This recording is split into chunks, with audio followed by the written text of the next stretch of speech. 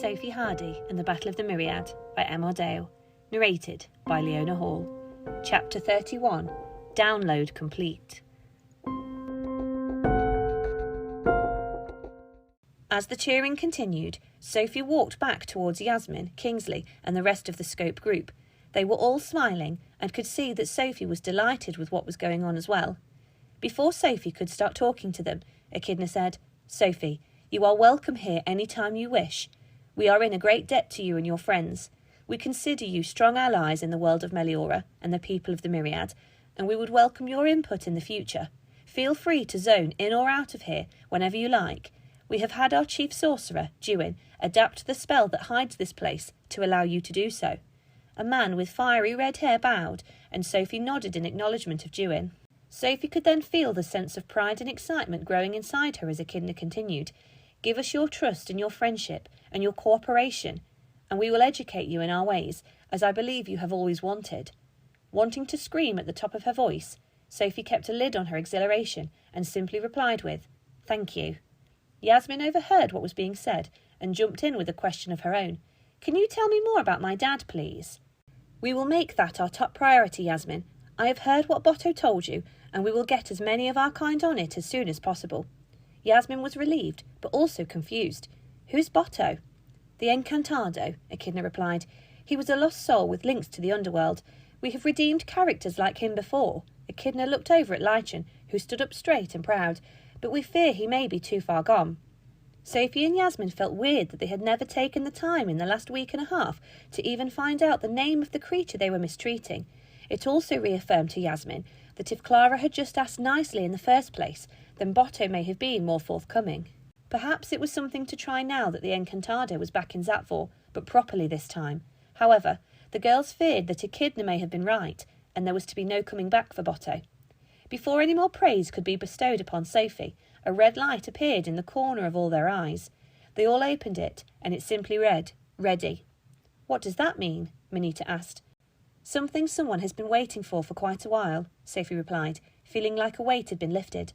"I think it best you stay here and help us rebuild after your de-aging," Echidna said, aiming it at Manita. Sophie could see that Echidna wasn't making a request, but was issuing an order, and fortunately, so could everyone else.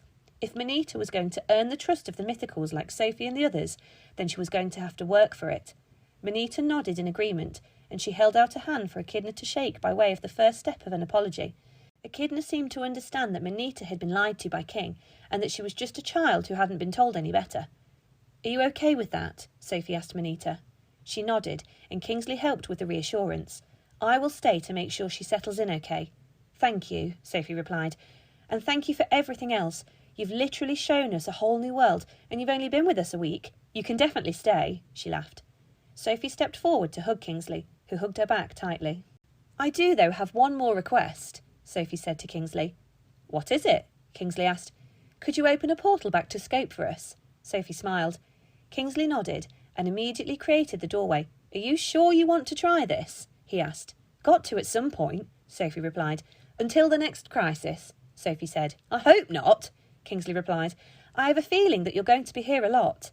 Sophie smiled and nodded, and Yasmin stepped forward for her hug before going to leave. Sophie and Yasmin both acknowledged Echidna, who had begun to tend to her troops again, not batting an eyelid at the fact that she had just had her nemesis devoured by a kraken and her husband killed by an army of child clones. Weirdly, Sophie found herself admiring that quality and felt that using some mindset like that might help her get over this sinking stomach feeling. The pair closed their eyes and stepped through the portal. They made it back to Scope control room with no difficulty, and Kingsley almost danced on the spot because he was so pleased with himself. Portling avatars was yet another ability he could add to his skill set. On the other side, Sophie and Yasmin were greeted by Miss Sissons and Clara, both in the control room in complete silence. Miss Sissons was leaning against the computer tables, while Clara was sat, looking very apprehensive, at the tables staring straight forwards. Lizzie was nowhere to be seen, though. "Where's Lizzie?" Sophie asked. "I convinced her to go home. Your mum is out, and so she happily went and sat in your living room watching the television with your nan. Something about not having to listen to any shouting," Miss Sissons replied. "But she has an implant. Why doesn't she just use that to watch television?" Yasmin asked. Sophie smiled to herself. Lizzie was going to do it her way, and no one else's. It might seem weird to everyone that Lizzie would watch the television and not her implant, but not to Sophie. That was just what Lizzie wanted to do, and nothing was going to change that. Having cleared up where Lizzie had gone to, Miss Sisson spoke to Clara. Ready now? It sounded like she had asked the question a few times already.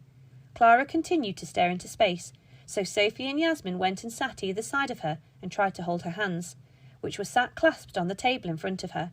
Clara immediately pulled back, but Sophie and Yasmin weren't offended. They could see she was just nervous.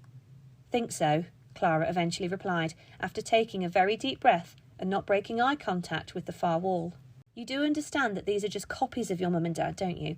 And it will take a while for their memories to completely sync up, especially the more recent ones, Miss Sissons asked. Your actual human parents vanished because of the departure 10 years ago. How does that work? Yasmin asked. Before they were... Miss Sisson struggled for the right words. Taken. These copies were digitally uploaded to the system that Mr. King took. They will be your parents' avatars, not your real parents, and they won't quite be themselves straight away. You can say that they died in the incident if you want to, Clara said, very nonchalantly. Miss Sisson shuffled uncomfortably when she heard a child talking about such a dark subject in a direct way like some adults do, but regained her composure and carried on. OK, 10 years ago, your parents died in the departure that I thought I caused, but actually Mr. King did. Before they died, though, their digital avatars, quite like the ones that you are in now, were saved on that drive that Mr. King took. And that's who you were ignoring the messages from for all that time? Sophie asked. Correct, Miss Sissons replied. I couldn't look at them or talk to them thinking that I had killed their real-life counterparts. Isn't Mr. Sissons one of them? Yasmin asked. Miss Sissons nodded and simply said, I have a promise to keep to 2 old friends first, so I'm going to fulfil it before I look after myself. Anyway, I want to get my real self back to full health before I reintroduce myself to my husband. I've aged 10 years or more. Can't have him seeing me like that. Avatar, Miss Sissons replied, pointing to the human version of her that was still strewn, looking malnourished on one of the chairs round the table, although she now seemed a lot more comfortable than she had been earlier. How's she doing? Sophie asked Avatar, Miss Sissons. I'm fine, Soph. Don't worry. In a few weeks, I'll be back to being 2 fully healthy people. Does Scope keep a copy of everybody? Yasmin asked, studying this new information she was finding out. Oh, no, Miss Sissons replied. That would be morally reprehensible. We'd be bringing people back from the dead all the time. Can we crack on before I change my mind? Clara interrupted, now getting very impatient at the new direction the conversation had taken. All 3 of them laughed at Clara's bluntness, and Miss Sissons went to press the keyboard. You know they will only be soft light for now. Hard light wasn't invented before they went away, but I can upgrade them very soon, Miss Sisson said, stopping as she went to press the key. Press it! Clara shouted. Miss Sisson smiled and finally pressed the key. Appearing instantaneously in front of them were 2 people who looked about 25, a tall man and a woman who looked remarkably like Clara, but slightly older. Sophie and Yasmin sat back in their chairs in disbelief at what they could see, whereas Clara leaned forward to better study the 2 people in front of her. The woman had shoulder-length black hair, fierce dark brown eyes. She was quite short and had a few freckles on her face, as well as a nose piercing on the right side. The man had a parting in the centre of his head, and his hair flapped slightly as he took in his surroundings. His eyes were also brown, but he stood a good foot taller than the woman, and his hair was even blacker than Clara's. The pair went to look round the room, but the woman stopped when she caught sight of Clara. She tried to grab the man by the arm but missed, and so instead pointed over at Clara. The man took a second to notice what she was pointing at, but when he did, his hand shot up to his mouth. Clara, the woman said, with the biggest sense of relief Sophie had ever heard. The woman caught Miss Sissons out of the corner of her eye and just mouthed, Thank you. Miss Sissons nodded, and Sophie watched as Clara pushed the chair back and stood up, but didn't actually move other than that. Sophie just assumed Clara was in shock. Clara, this is your mum and dad, Samantha and Adam, Miss Sissons said, not moving from her position near the table. Samantha and Adam both ran to Clara, so Sophie and Yasmin stood up to get out of the way. Before they got to her, Clara put her hand up to get them to stop. Clara couldn't bring herself to look them in the eye, and so stared at the floor as her parents stopped running towards her. You can't touch me. Looking horribly confused, Samantha turned to Miss Sissons. Why? What does she mean? Just that you're avatars, and so is she. You will be able to hug her in time. Samantha stepped forward towards Clara and stroked her face as if she could touch it, and Clara looked up at her.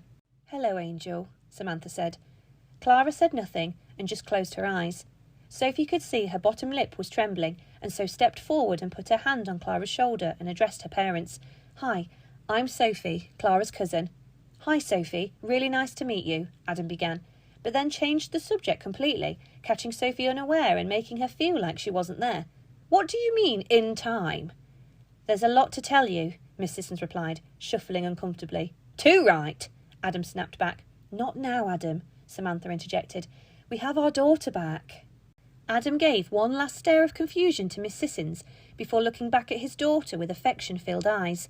Sophie took the opportunity to walk over to Miss Sissons and whispered out of earshot of Samantha and Adam, "What don't they know?" "They don't know anything from when they were uploaded," Miss Sissons replied. "They don't know their—" Sophie struggled to finish the sentence that Clara had had relatively little trouble with. "No, they have no idea," Miss Sissons replied through gritted teeth. "Their memories won't be fully downloaded yet." "Aren't they fame-hungry and want to go public with Shadow's operation?" Yasmin then asked, appearing to the other side of Miss Sissons. "They were. Whether they will be when I tell them the truth, I have no idea. We can always just turn them off if they become a problem," Miss Sissons replied, half joking. Sophie and Yasmin both shot her a look. "You'd be like a god, turning people on and off at will," Sophie said, not liking what she was saying. "Nobody should have that power," Yasmin added. Miss Sissons shrugged as if there was nothing else she could do. "Look at the good I can do with this," she said, as she looked upon Samantha and Adam in the joy they were both now feeling. "Just be careful," Sophie advised. "Look at what the power did to King, keeping all those people locked up under his own control." "Don't worry about it, Soph. I'm not one for controlling lives like that," Miss Sissons said, trying to reassure her. "Anyway, remember, any agents that come back might want to run this place differently to you, and I don't want that. Scope is yours now, and Shadow is no more. There is no rush to bring anyone else back. Resurrecting the dead, endangering this agency and the Mythical's way of life, ruining what you're building here. I'm in no rush at all." Sophie and Yasmin looked unsurely at her before going back to Samantha, Adam and Clara, who were now sat round the scope table not chatting. Clara was staring at the table, while her mum and dad looked at her still in disbelief. At that point, a red light went off in Sophie's eye. A new message from Lizzie flashed up. "Dear Sophie, get home quickly," from Lizzie. Sophie took Yasmin to one side and whispered, "I have to go. Something at home." "Want me to come?" Yasmin asked. Sophie thought for a moment. "No, you stay here and keep a close eye on Miss Sissons. I don't like the sound of anyone having so much control over the lives of others like that," she whispered, not wanting Miss Sissons, who had gone back to typing on the computer, to hear. "You trust her, though?" Yasmin asked.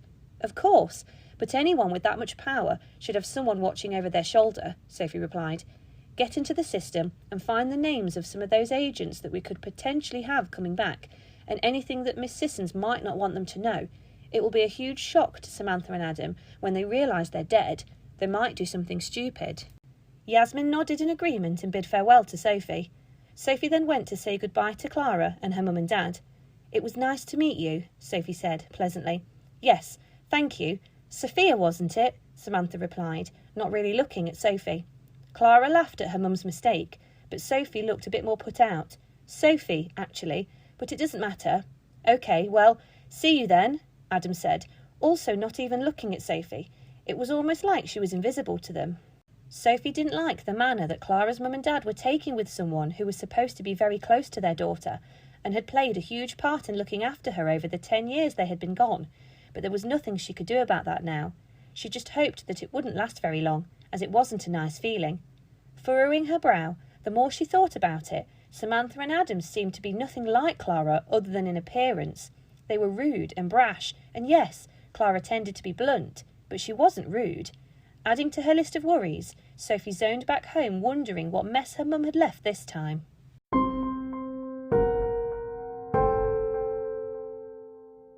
The Sophie Hardy saga was written and produced by M.R. Dale and narrated and produced by Leona Hall.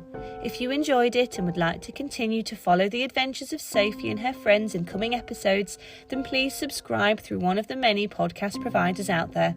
The links for each of these can be found on our website. If you require more information, visit our many social media channels, or if you would like to purchase a copy of the book, then be sure to check out our website, www.sophiehardysaga.com. Thank you for listening, and we hope you enjoy.